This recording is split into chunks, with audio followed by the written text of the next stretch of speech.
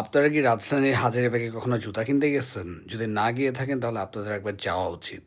জিগাতলা দিয়ে ঢুকে ট্যানারি মোড় থেকে ডান দিকে মানে থানার পরে ডান দিকে রাস্তাতে দিয়ে ঢুকলে দুপাশে সমানে লাইন করে জুতোর দোকান এবং আমি একটা কথা আপনাদেরকে অ্যাসিওর করতে পারি রাজধানীর অন্যান্য জায়গায় আপনারা জুতো কিনে থাকেন।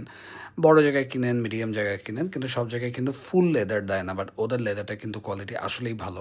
দেখেন হাঁটতে, হাঁটতে আমি একটা দোকান পেয়ে গেলাম। অনেকগুলো বড় দোকানের মাঝে ওয়ালের মাঝখানে এই ছেলেটা একটা ছোট দোকান করেছে এরকম দেখেন ইভেন লাইটিং করার প্রত্যেকটা র্যাকে এই ডাবল মঙ্ক লোফার্সগুলো